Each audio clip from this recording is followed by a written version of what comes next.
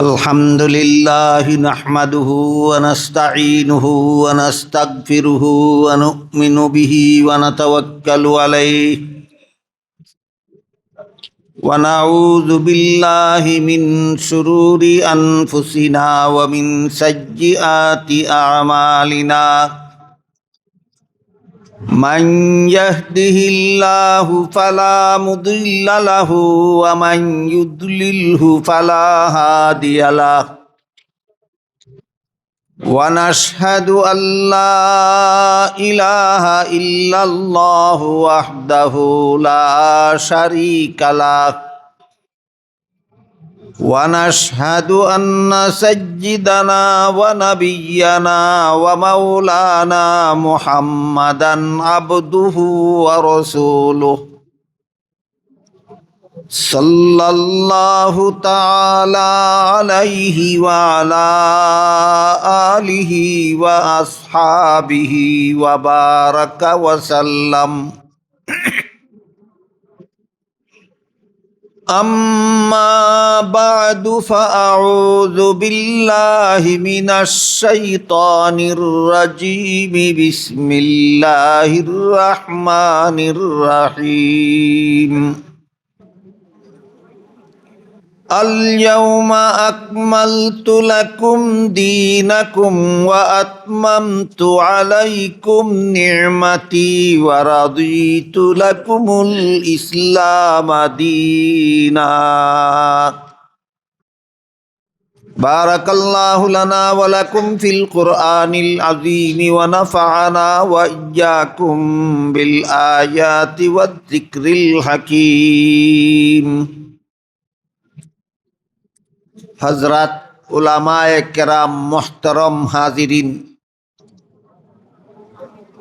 सूराए मायदार 3 নম্বর आयातेर तिलावतकृत अंशे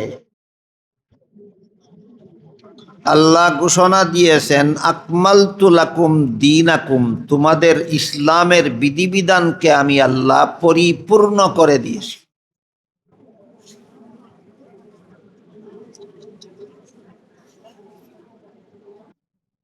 এই সমস্ত বিধিবিধান শরীরের অঙ্গ প্রত্যঙ্গের দ্বারা পালন করার দৃষ্টিকোণ থেকে 3 প্রকার। এক প্রকার বিধিবিধান শুধু অন্তরে বিশ্বাস করতে হয়, পালন করার কিছু নাই। এইসব বিধিবিধানকে ঈমান এবং আকীদা বলা হয়। আরেক প্রকার বিধিবিধান শুধু অন্তরে বিশ্বাস করলে চলে না, শরীরের বাহ্যিক অঙ্গ প্রত্যঙ্গের দ্বারা পালন করতে হয়। এই সমস্ত বিধিবিধানকে ঈমান আকীদা বলে না, এইগুলির নাম হইল আমল, এইগুলিকে ইবাদত বন্দেগী বলা হয়। তৃতীয় প্রকার বিধিবিধান শুধু অন্তরের দ্বারা বিশ্বাস করলেও চলে না, শরীরের বাহ্যিক অঙ্গের দ্বারা পালনও করা যায়, বরং বিশ্বাসও করতে হয় অন্তরের দ্বারা, পালনও করতে হয় অন্তরের দ্বারা। অন্তরের দ্বারা যে সমস্ত বিধান পালন করতে হয় এইগুলির নাম ঈমান আকীদা নয়। অন্তরের দ্বারা যে সমস্ত বিধান আল্লাহর পালন করতে হয় এইগুলির নাম ইবাদত বন্দেগী নয়, এইগুলির নাম হইল আখলাক, স্বভাব চরিত্র। এই 3 প্রকার এর বিধিবিধানের দ্বারা আল্লাহ পাক রব্বুল আলামিন ইসলামের যাবতীয় বিধিবিধান পরিপূর্ণ করে দিয়েছেন। প্রথম প্রকার বিধিবিধান ঈমান আকীদা সম্পর্কে, দ্বিতীয় প্রকার বিধিবিধান ইবাদত বন্দেগী সম্পর্কে, তৃতীয় প্রকার বিধিবিধান স্বভাব চরিত্র সম্পর্কে। তৃতীয় প্রকার বিধান শরীরের বাহ্যিক অঙ্গের দ্বারা পালন করা যায় না, বিশ্বাসও করতে হয় অন্তরের দ্বারা, পালনও করতে হয় অন্তরের দ্বারা। যেমন আল্লাহ যে বলেছেন, কাদ আফলাহাল মুমিনুন আল্লাযীনা হুম ফি সালাতিহিম খাশিউন, ওই সমস্ত মুমিনগণ সফল যারা নিজেদের নামাজে আল্লাহর ধ্যানে মগ্ন থাকে। গতকালকে আলোচনা হয়েছে,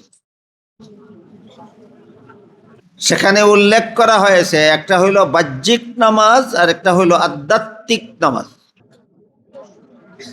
আমি নামাজে দাঁড়াবো, রুকু করব, সেজদা করব, তসবিহ পড়ব, কোরআন তিলাওয়াত করব, এগুলি হইল বাহ্যিক নামাজ। আর একটা হলো আধ্যাত্মিক নামাজ, আমি নামাজে আল্লাহর ধ্যানে মগ্ন থাকবো, এটাও আল্লাহর বিধান। নামাজে আল্লাহর ধ্যানে মগ্ন থাকো, এটাও আল্লাহর বিধান। বুঝে থাকলে বলেন তো, আল্লাহর ধ্যানে মগ্ন হব আমি কোন অঙ্গের দ্বারা? অন্তরের। এই যে একটা বিধান, এটা অন্তরের দ্বারা পালন করতে হয়। এভাবে আল্লাহর যত বিধান শরীরের অঙ্গের দ্বারা পালন করা যায় না, অন্তরের দ্বারা পালন করতে হয়। এইসব বিধানের নাম হলো আখলাক, স্বভাব চরিত্র। প্রথম প্রকার বিধানের নাম ঈমান, দ্বিতীয় প্রকার বিধানের নাম আমল, তৃতীয় প্রকার বিধানের নাম আখলাক। ঈমান, আমল, আখলাক। অন্তরের দ্বারা পালনীয় বিধানগুলি সম্পর্কে সমাজে আলোচনা হয় না বললেই চলে। আমি শুনি নাই আমাদের সমাজে আল্লাহর যে সমস্ত বিধান অন্তরের দ্বারা পালন করতে হয়, এই সমস্ত বিধান নিয়ে সমাজে কোনো আলোচনা হয় আমি শুনিনি।